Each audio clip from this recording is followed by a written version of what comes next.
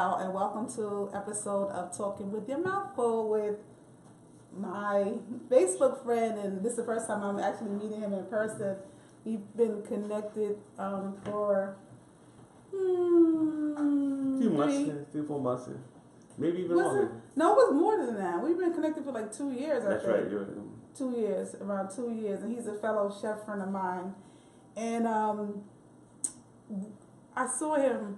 Excuse me. I saw him recently retired, so now he's doing the chef thing full time, even though he was still cooking, but in a different capacity. Now he's doing it for himself. Brothers is doing it for themselves.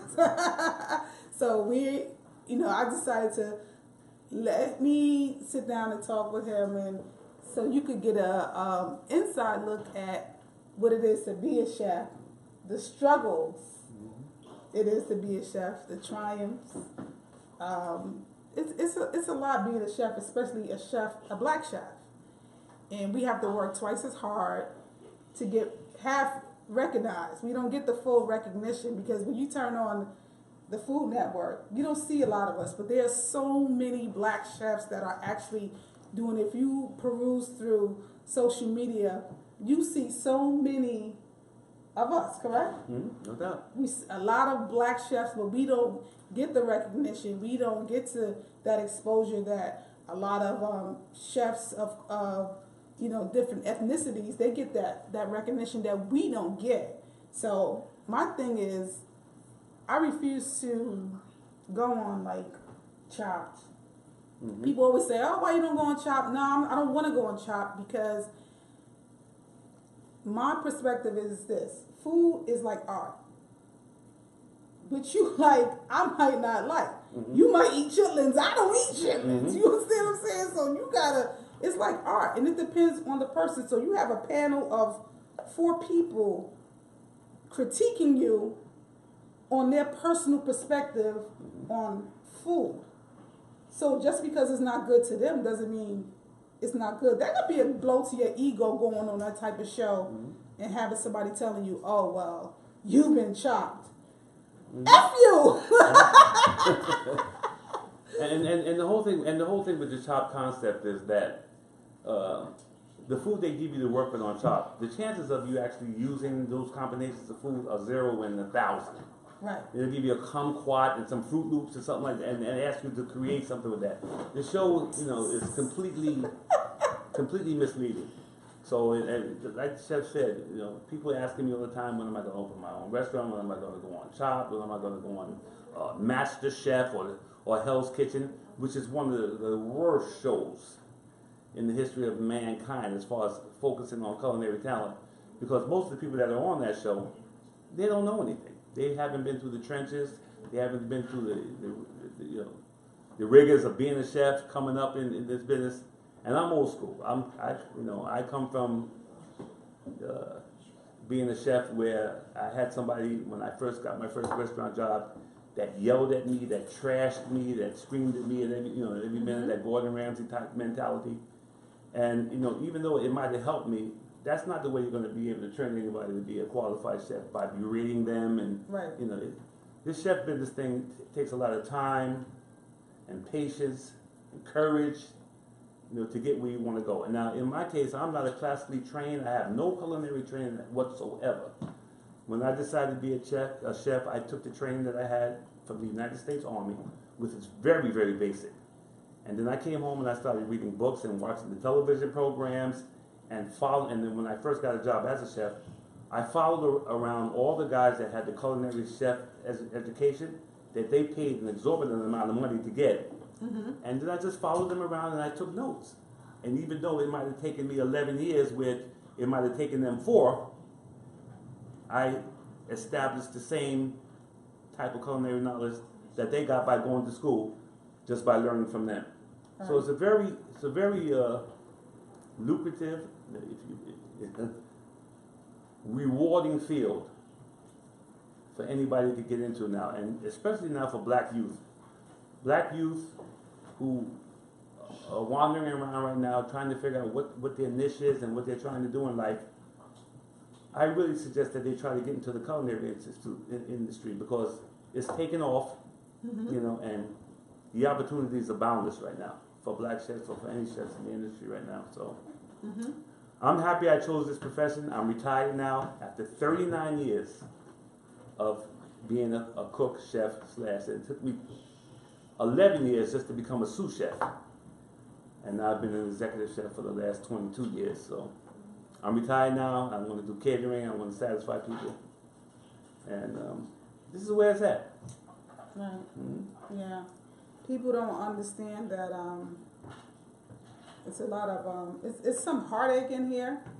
You know, we have our war stories, but it's definitely very rewarding. And we living in an age where we have big companies like Toys R Us that are shutting down. So you have to create your own. This is the time that if you want, and we're not saying be chefs.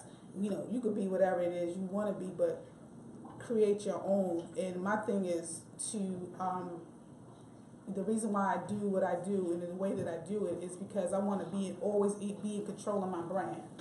You know, I want to be in I want to be in control of how I'm being depicted. I want people to see the authentic me. You know, going on TV and being on TV, it'll get lost. I would get lost.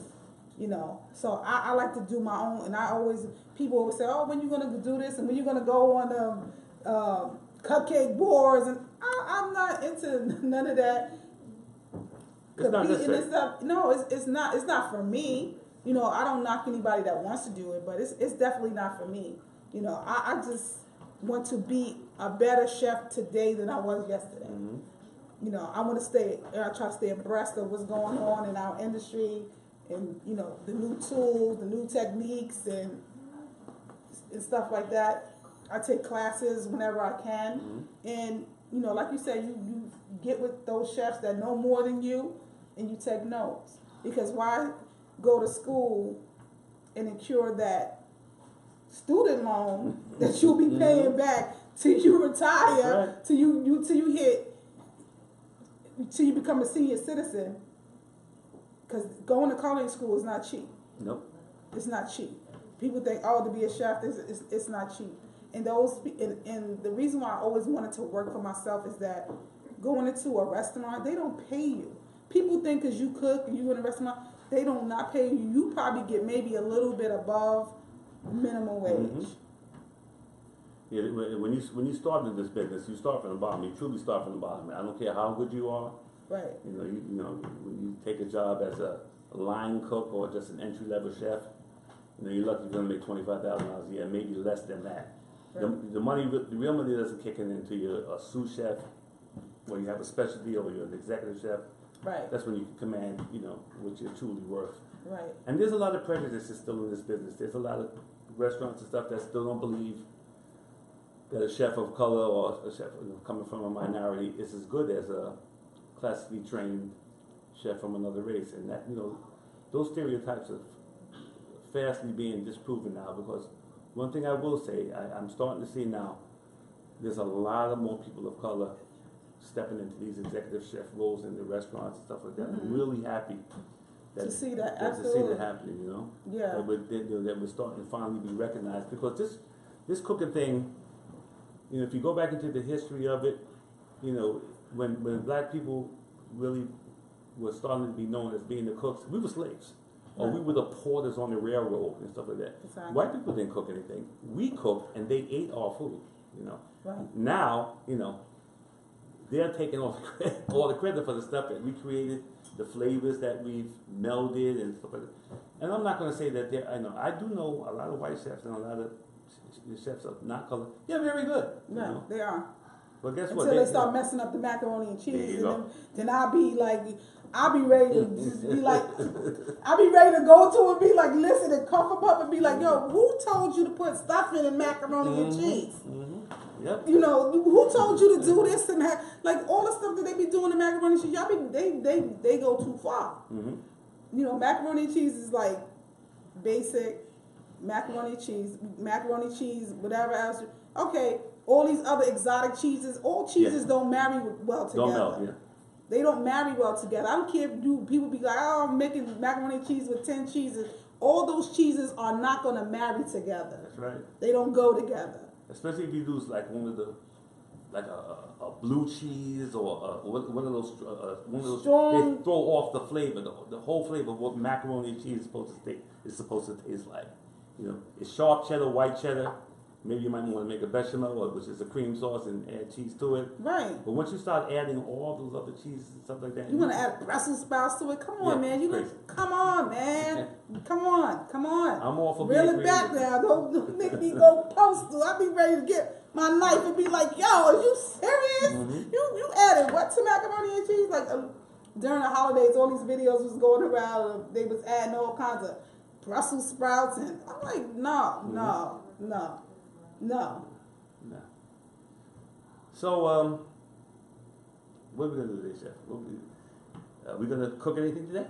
We're gonna cook a little something, but we're actually gonna do more talking right. Than we are gonna do cooking, right. Because this is to spotlight you as a fellow chef, and to let people know that I'm not the kind of chef that's afraid to highlight somebody else that do what I do, because there's room for us all. We all have our own path. He has his path, I have mine. He worked as a cook for 39 years, and you know, he has his own business, I have my own business. And it's funny because now I went back to work and I cook for an agency that feeds seniors. Okay. So, you know, I went back to work to have more money for my business, right? And it's very interesting and very challenging. And I'll be ready to walk off that job. I know you do. Excuse me. Every single day I go to work, I'll be like, I ain't coming back. I'm not coming back. But I go back because I know there's a lesson there that I'm put there for a reason. And God has me walking down this path for a reason. And there's a lesson here. So I'm willing to learn that lesson. So I'm like, all right, Jesus, come on now. You gotta help me. You know, I'm ready to get across in some holy water. You know, because these people, they challenge me every single day. And I know you know about going to work and you be ready to. Yes, indeed. You know, I have stories that last for years. Right. You know, you always provided. There's always a challenge when you're when you're working for someone other than yourself. You know, you have to follow rules. Right. You know, you can't get too creative and stuff like that. And that's why I'm so happy now that I'm not doing that anymore. So now I can do my thing. You know, I'm very envious of Chef Danielle because she's where I should have been 20 years ago. But because I've had to provide for my family and take care of bills and stuff like that, I've had to go to work every day and work a job, you know, no matter how much I disliked it, disliked the hours, disliked what I was cooking, you know. So now I'm finally free. So where do you want to take your business? Right now, I'm interested in taking this little fledgling catering business that I've started about 11 years ago to the next level, you know, where I can get 4 to 5 gigs a week, you know, where I can learn how to properly price the food that I prepare for the people to pay what I think it's worth. Right. You know, because that's challenging. One thing about being a caterer is that, you know, you're always looking to work with your client, but you're always looking to make a couple of dollars for yourself. Right. You know, and the problem is, you know, most of the time they'll come up, you know, we want this, that, this, and that, and this, and you give them a price. Oh my God, you're trying to kill them. You know, it's too expensive. Right. Can we start negotiating? And then sometime in the negotiating process, I lose money. You know, right? Because I'm at the point now where, you know, all money is not good money. I want to make what I'm worth. You know, right. You know, I've experienced nothing but client satisfaction in all the catering jobs. I was just telling my sister on the way out here, I have not done a catering job where anyone complained or said anything about my food. Right. And I always have enough food for people to take home.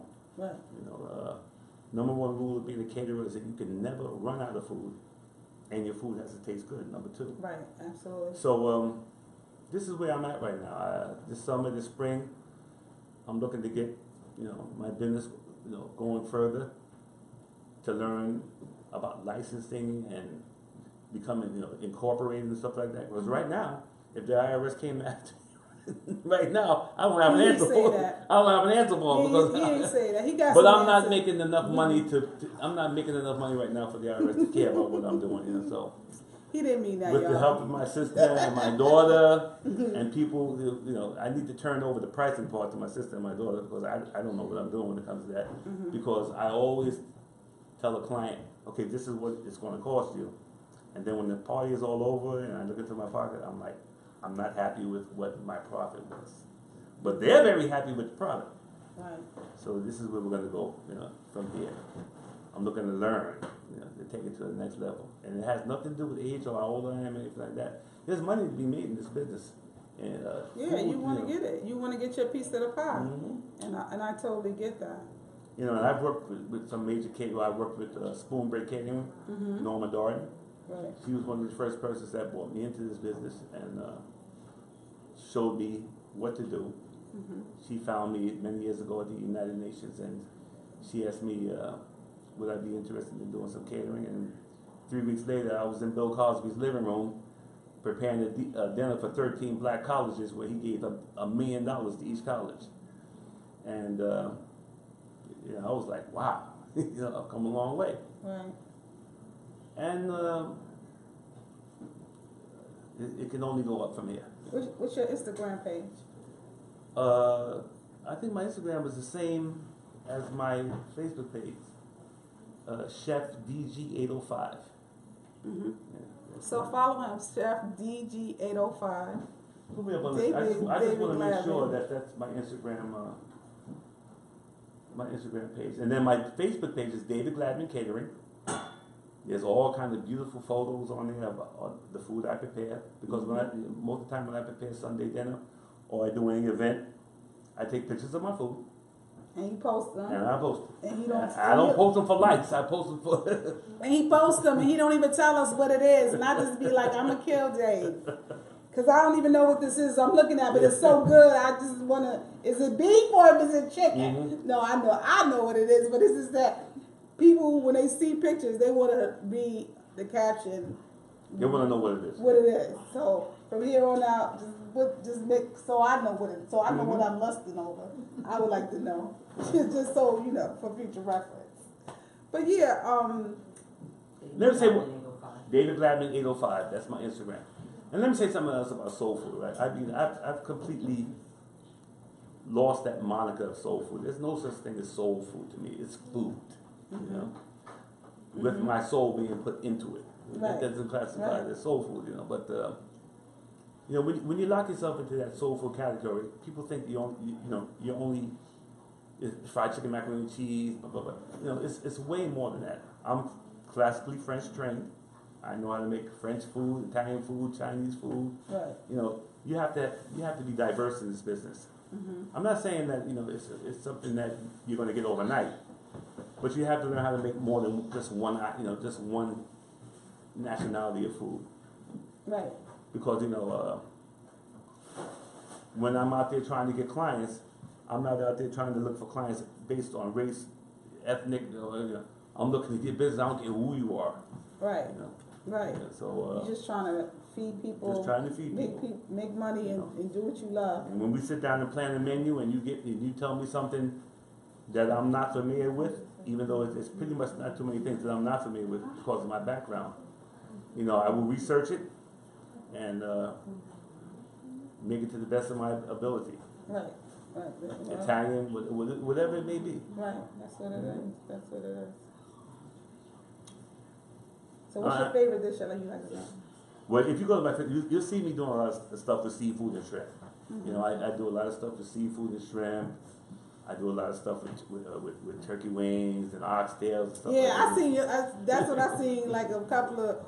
I think it was like about a week ago. You did some oxtails. I did the oxtails. And I was like, oh, so Dave did oxtails. Yeah, I did the oxtails in collaboration with the chef that I know from Jersey, Chef Jesse Jones, who him and I have forged a friendship over the last couple of years. He's very talented. Does a lot of demos on TV and stuff like that. And but I can do other things too. Other than that, you know, things with veal. Things. You know, I'm just all over the place with food. You know, I can. cooking just about. I can cook just about anything. You know. Just about everything. Good. And what's your least favorite dish to cook? Ooh, that's kind of hard right there. I don't really think I have it. The reason I don't think I have too many least favorite things to cook, because if I don't like cooking it, I'm not cooking it. Right. You know. Right. So I basically cook things that I know everyone's gonna like. Everyone in my family's gonna like.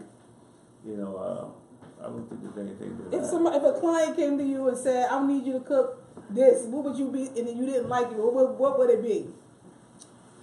Well, any kind of organ meat, sweet breads or anything like that. You know, I mean, I was taught how to cook them. You know, but with all that being said, when I cook things like that, I never tasted it. You know, I just followed the recipe and made it. Because I can't see myself eating the thyroid gland of an animal or something like that. You know? Right. You know. Yeah. But I've never had too many requests for anything crazy like that. You know. Okay. You know, I do stuff like ossobuco and veal scallopini, and, you know, rack of lamb.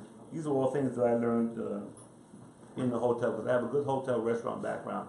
One thing I was fortunate about me is that when I first started doing this, I got jobs, you know, that were not in the soul food vein. You know, at the Sheraton Hotel, at the United Nations. You know, we were making a lot of things different that other stuff. Yeah. that all folk didn't really eat too much, right? Right. But it, you know, But you learned. It was really good to learn that. You know? Right. So I can be multifaceted in everything that I'm doing. Absolutely. Yeah. But that's good to break out of that soul food mold that they think all black people. You know. Very detrimental because they do think that's all that we can do. Right. And you have to let them know. No, you know, we have other things. You know. Yeah, but we're not given the opportunity to show it. That's right. that's the only thing. Right. That we know how to do other foods other than soul food. But speaking of soul food, though, I fried chicken for us. Okay. So we're gonna have some fried chicken, and we're gonna have macaroni and cheese, and we're gonna actually make some okra. Okay. But because everything else is made already, we're just gonna make the okra because I really wanted to do more talking than cooking, because when you and I had a conversation and you expressed to me that you know, oh, I'm not where you are, and I was just saying, like, I was saying to myself, where am I? Like, well, no, from a business standpoint, from where your business is, because right. when I first started to get to know you and I saw what you were doing, right. I was like, this is where I need to be. You provide meals. You have a service where people can call you and come and pick up a dinner and all that stuff. Right. You know, and I think that's very, very admirable that you're doing that. You know, and that's where I need to be. You're not just catering. You know, you're full circle. Yeah. You know. You gotta try to get the money however you can get it. And if you have to, excuse me, if you have to broaden your, you know, what you do, then you do that, because it's not like when I first started, I was a pastry chef. I just only did cakes. But cakes don't bring in money. You know, cakes don't bring in money all the time. And cakes and sweets and stuff they're looked upon as an indulgence. And it's a once in a while type of thing. But I come from a family that cooked. So, especially my mother. So, you know, picking up that, I was very resistant to cooking in the very beginning. Like, I'm not cooking. I don't want to cook.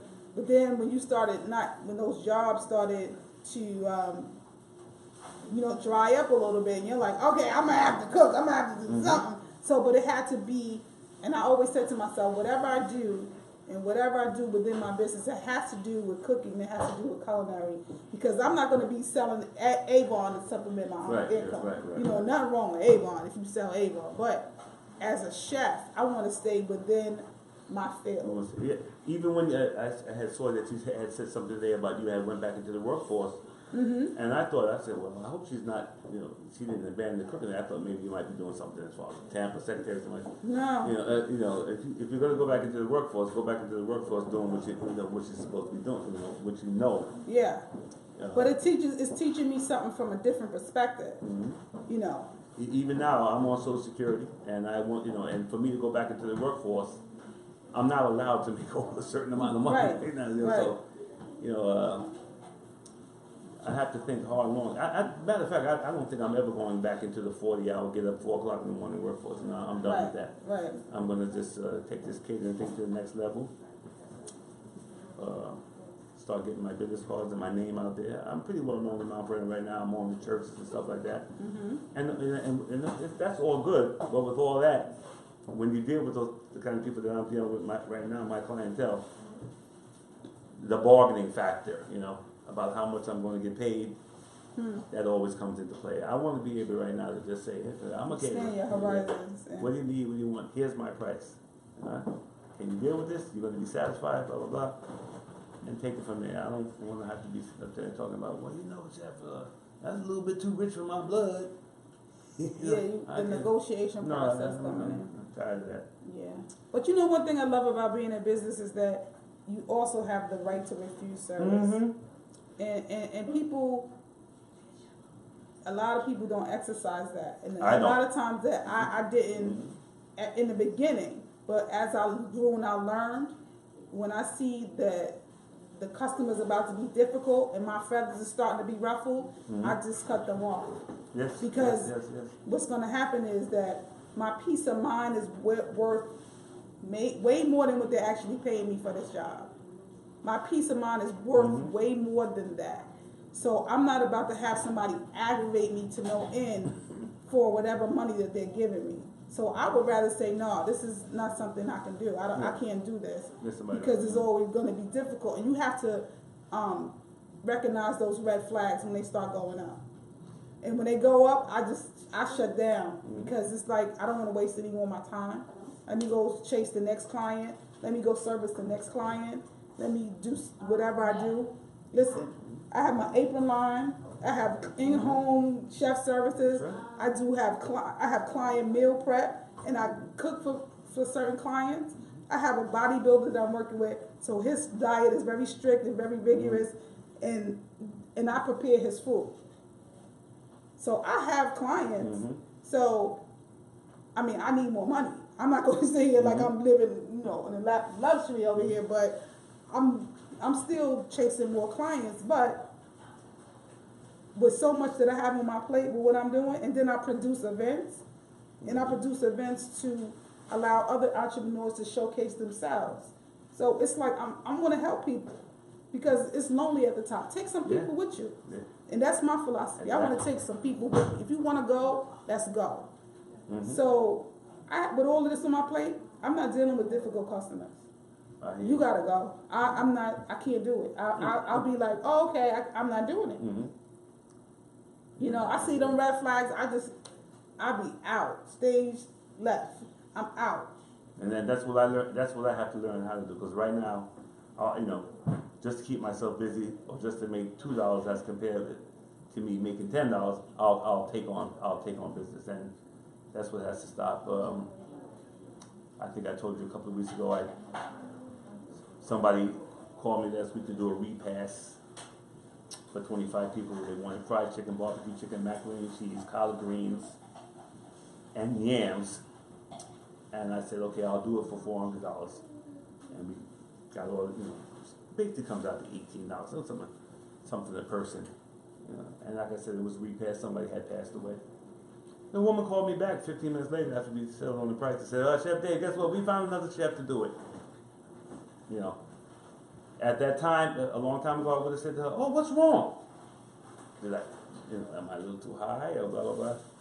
I just said, okay, whatever you want to do. I'm not taking any more shorts, Right, you can't. I think that was more than fair. Yeah, I know more than fair price. So, what are you going to do? Because when I started talking to clients, I started breaking it down. Excuse me.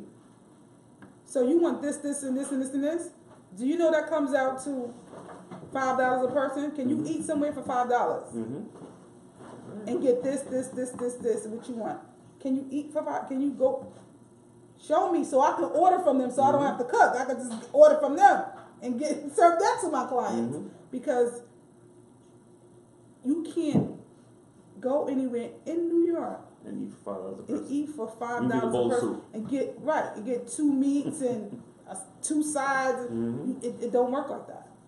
And see, a lot of clients, they don't understand that. They don't understand overhead, labor cost, your time, what you would charge as a chef per hour to make this meal. Right. And that's where they get lost. Delivery costs exactly. and all of that. They have no semblance of what that is.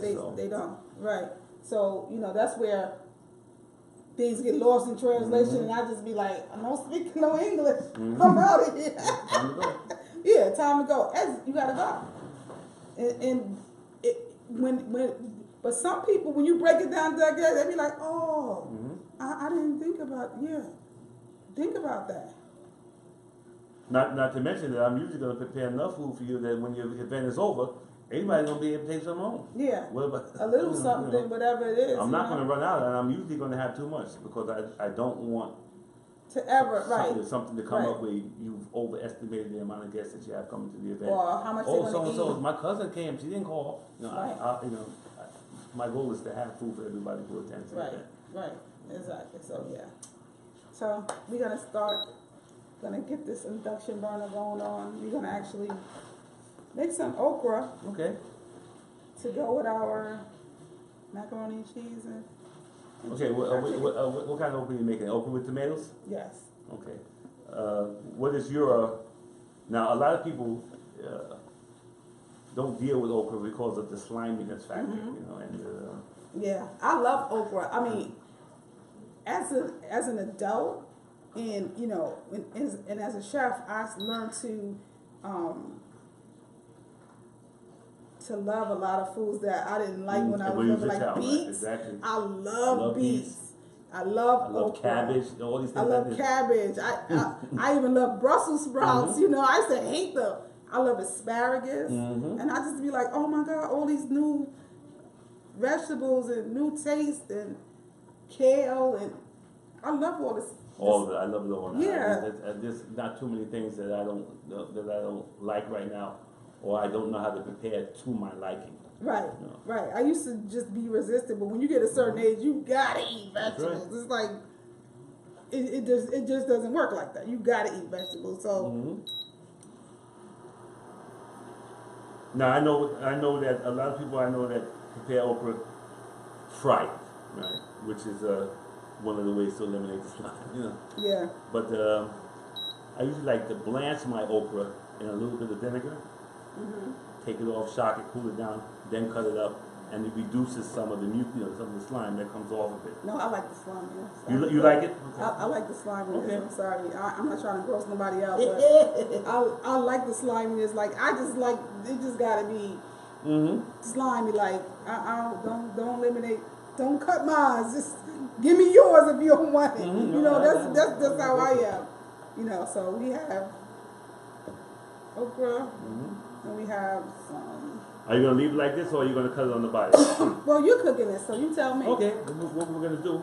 So we're doing wash and everything, right? Right. Hey. What I'm going to do with this okra here is I'm going to remove the top and the bottom here. And then I'm going to slice it like this.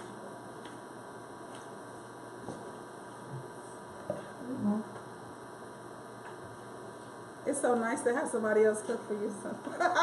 What change? Because usually I'm doing all the cooking, but today I was just like, let me get good old Dave down here in Brooklyn from Mount Vernon, which was cool that you came all the way to Brooklyn from Mount Vernon.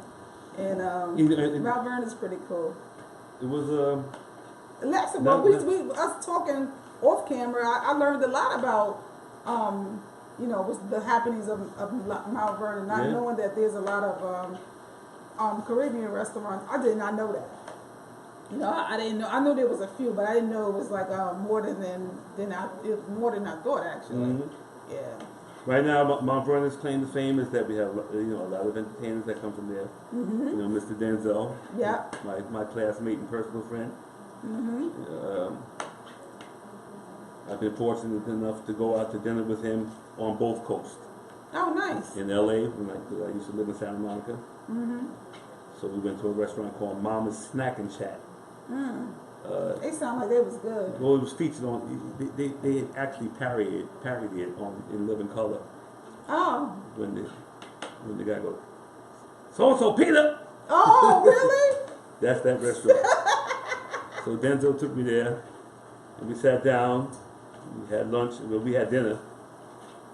And sitting behind me was Wally from Leave It to Beaver. Tony Dow was in the restaurant. Oh, really? Yeah, this was almost 30 years ago. And then we had dinner here after a play he did here in Mount Vernon called Checkmates. I went down to see it, and he asked me to come to the stage door, and we went out to B. Smith's.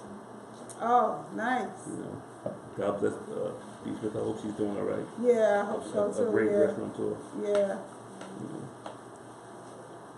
His wife did a play here in Brooklyn. Paulette?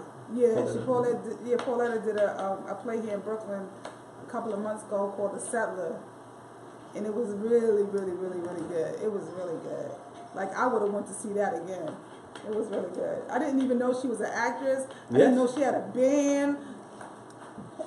She actually was in the business before Denzel. Yeah, I read that. And after I saw the play and I read up on her, and I was like, wow, I did not know that she, you know, she had a whole own band. She's a singer and actress, and I was like, well, go on, Pauletta. Now, you know, a lot of people that are not familiar with okra, besides us, it's normally used in gumbos and stews, and one of the staples down south, fried okra with tomatoes and corn. People love that. That's enough? Yeah. Okay. All right. So we're gonna take. We have the olive oil. No, that's not olive oil. We have the oil. The salt. Yeah. We got some. We're gonna do some butter. All right. Everything tastes better with butter. I'm a butter person. Like, I love butter. Me too. I don't know how good butter is to you, but I'm actually criminal with it because I put it on everything. Right. And sometimes when I'm using it, my wife's like, "You don't need all that butter. Why are you using all that butter? It's not good for you." Blah blah blah blah blah blah. But why isn't butter good for you? It's like margarine saturated fat and stuff like that. But they have so many butters on the market right now that are supposedly more healthier to use than just straight out butter. Right.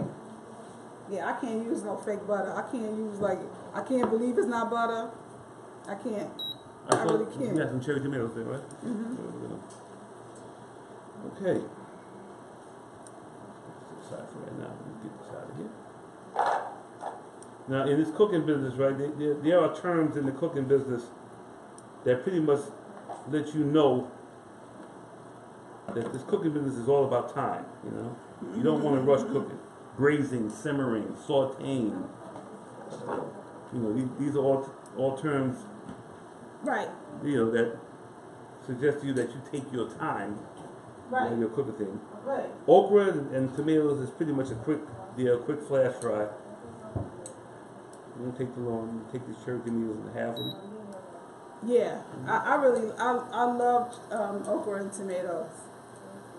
Like, my grandmother introduced me to a lot of different dishes that I used to be like, no. My grandmother, one thing about her, she used to cook black-eyed peas so much. Oh my gosh. Got tired of them, right?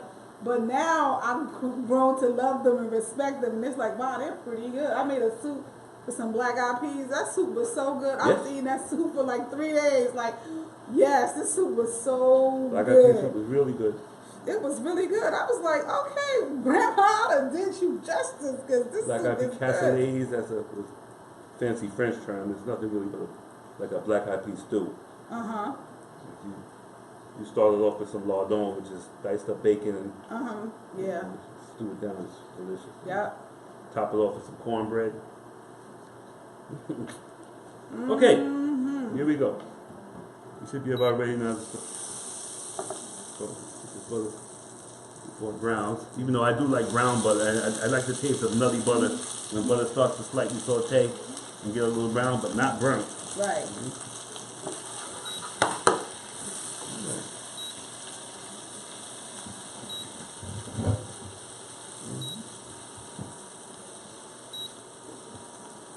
Now, as far as you chefs out there that are wondering about why I'm wearing gloves, turn to your local food channel.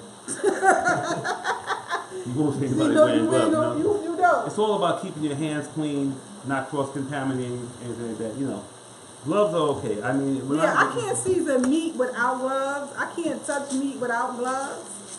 It's like I can't put my bare hands on meat. No. I like can't. to touch my food, and gloves is a barrier between me feeling when things are done or right. You know. Right. You know, it's just to make, you know, keep your hands clean. Right. Yeah. You know.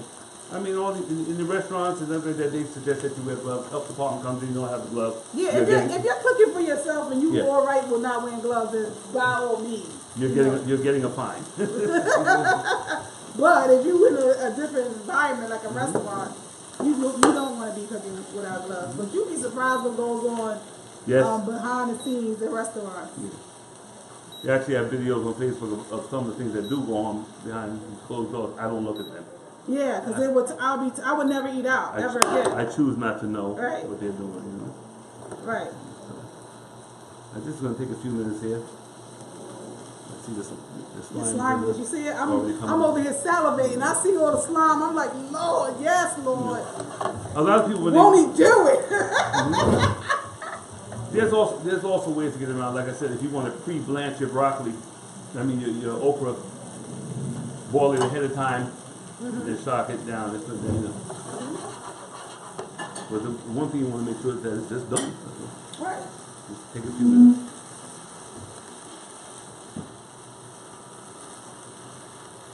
I know when you called me yesterday and asked me what I would like to cook, that you were in the supermarket, right? Yeah. My sister and I, we were out celebrating my mother-in-law's 81st birthday party at one of these hibachi joints, right? Which they're all the rage now, and have been all the rage now for quite a few years here in the New York area. Right. Where you go down and you sit around and the Oriental chef comes and does all these tricks and stuff, popping shrimp tails into his hat. You know, I'm not impressed. They do a good job, and they're making a fortune, and God bless them. Well, I've been to Benihana's. They don't give you enough food. I'm sorry. I was still like, y'all owe me some more food. Yeah, we went to a place. What was the name of the place we went to yesterday? Ariane or something. It's in Brooklyn.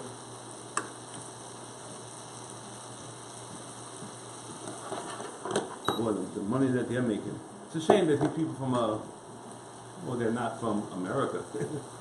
That they come here and they, that hard work ethic that they have. Well, they're able to embark on the opportunities. They get opportunities that we that are already here don't get. Exactly. And it's sad, but we usually come here. They come here with money. They have they have enough money to get their business off the ground. Not only do they come here with, some of them don't come with money. They get these grants, they get funding, and they get to live their dream. While we still here in the nightmare. I'm sitting here like, well, how do they get a food truck?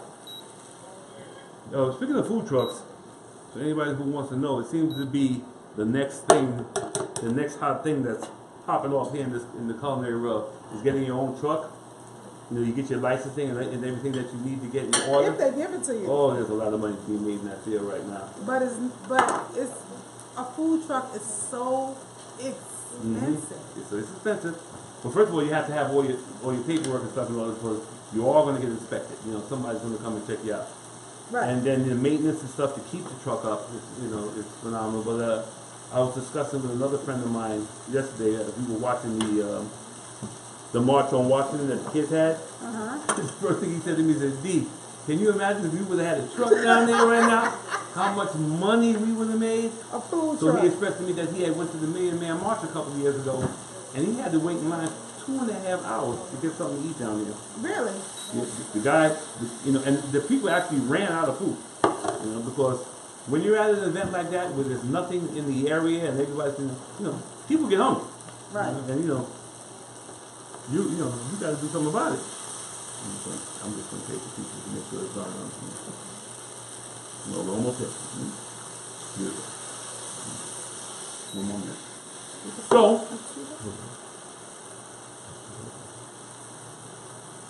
food trucks. I've looked into it before. The actual truck is like $80,000. Yeah. Butt naked. Butt naked, nothing. You don't get no deep fryer, no nothing. Nope. No sinks in there, no nothing. You get a truck with wheels, a steering wheel, and some windows. That's right. And that's it. Mm-hmm. I'm gonna take it right there.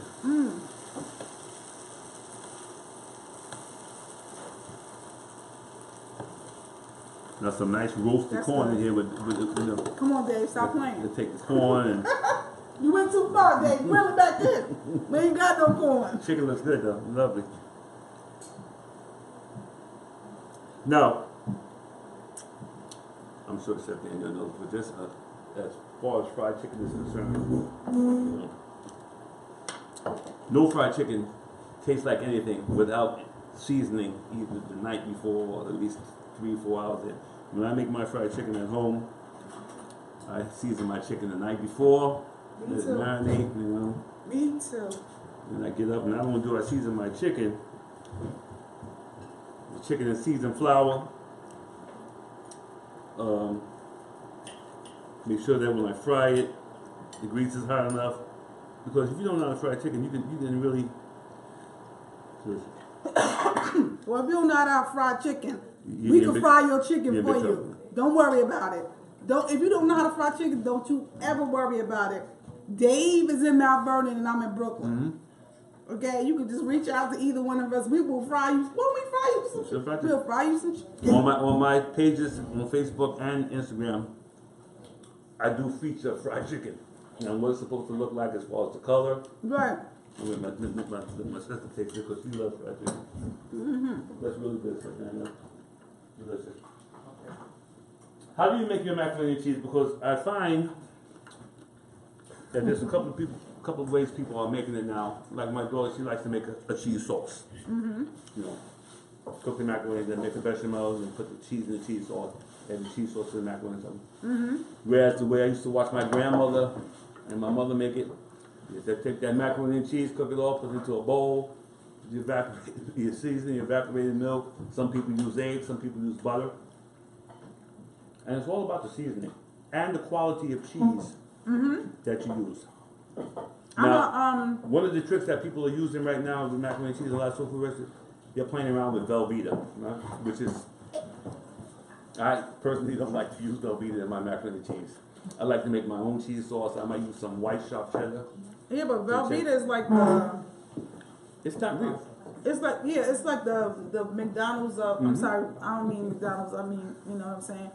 It's like very low grade type of cheese. Exactly.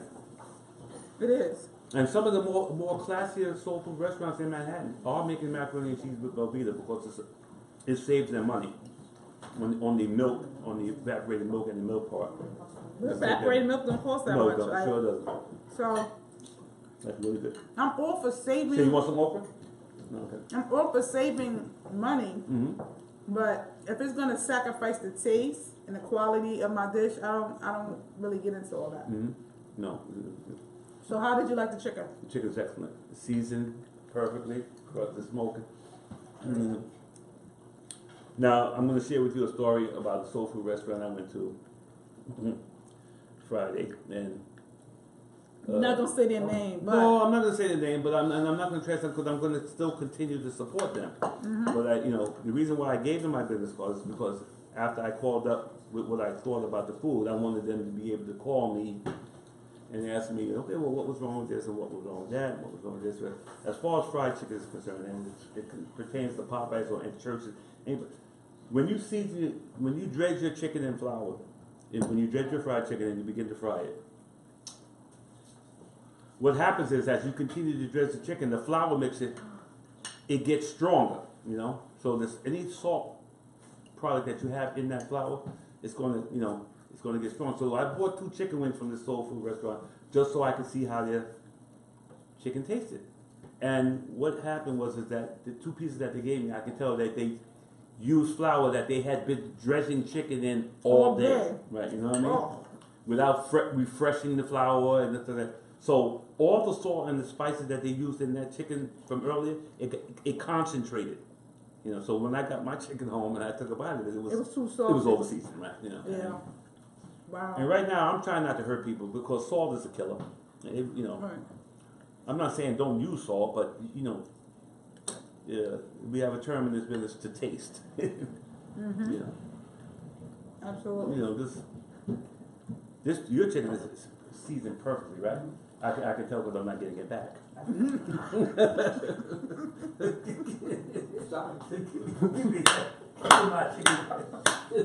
Girl. No fighting on the set.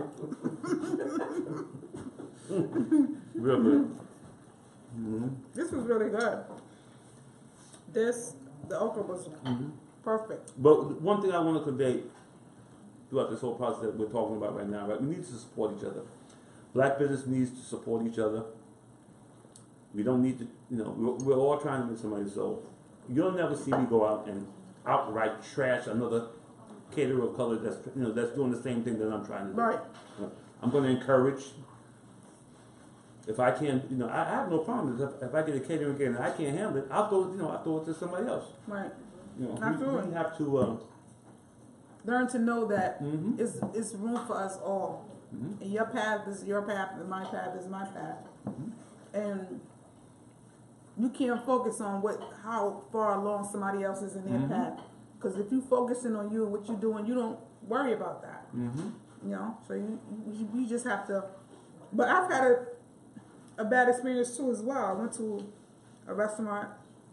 You know, you say you follow them on social media. You're like, oh, I can't wait to get there. I get there and I was not impressed at all. And spent like $100. And I was like, on what? They gave me sangria that was sitting in fermented fruit, and it became, you know what happens, that it's bitter. And I was like, what is this, cough syrup? Like, you know, like, I was like, ugh. You know, I'm trying to give a little, you know, hey, you know, get a little festive, and I couldn't even drink it. And I let the owner know. I said, messaged him on Instagram. I said, you know, the sangria was horrible. The food it wasn't even worth $100 at all. We spent $100 the other night, Friday night, at this new soul food restaurant up in Yonkers, and we weren't happy. Yeah. Collard greens. Collard greens need to be cooked, not on a blasting flame, and all to try to get them ready for the next day. You got to slow brew collard greens. You got to slow cook them.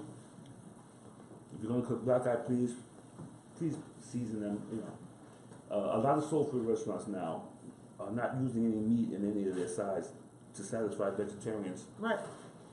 So you won't go to a soul food restaurant and find smoked turkey or ham hocks in the collard greens. They'll tell you right from the back, the collard greens are meatless. But make them seasoned though. Exactly. I mean, like some them onion, tasteful. give some. Yeah.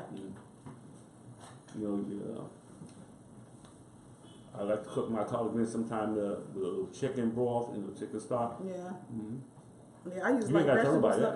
Yeah, I use vegetable stock for, you know, especially if you have people that are gonna eat it and they're vegetarian. When I'm catering, I use vegetable stock because people may be vegetarian.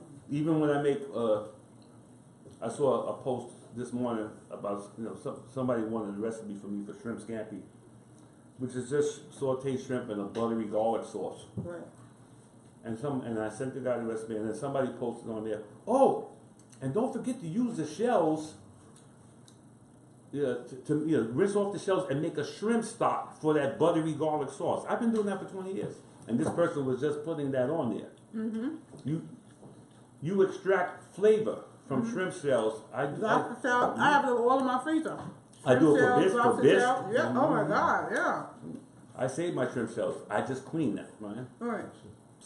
And I don't eat at a Chinese restaurant anymore. Of course, since I've been retired since November 10th, I put on 16 pounds because I'm not doing anything. So, But don't worry, Dave. You're gonna be doing more. Yep. You're gonna have business is gonna be coming your way. I speak it into existence. Thank you. And Amen. you know, this has been really great. I'm glad you were able to come down and anytime. commune with me and talk chef talk. And you know, you're more than welcome to come back anytime. Anytime you're going And, to have me. Yeah, when I do my show in April, I'm just gonna have you cook. Okay. And I'm just gonna talk. And send me a menu. And yeah, we're gonna, you know, everything will be here, and you'll just do your thing. Yeah. Oh, I want to attend some of the things that I see that you post on. I mean, I know it says ladies' night, but I'm sure that doesn't mean. Yeah. It's just for ladies. Yeah. It's just for ladies, but I have some other events you can attend. Yeah, I like to be a vendor. You know. Yeah. You know, I just bring some. You know, I'll make some food and bring it out there. Okay, cool. Yeah, that'd be good. I make lovely oxtails, lovely smoked turkey, lovely turkey wings. My fried chicken is really good. It's as good as yours. This is really good too. Thank you. But Chef David Gladman, thank you so much for coming out. Thank you for having me. Yes, and I appreciate it. this has been Talking with Your Mouth Full.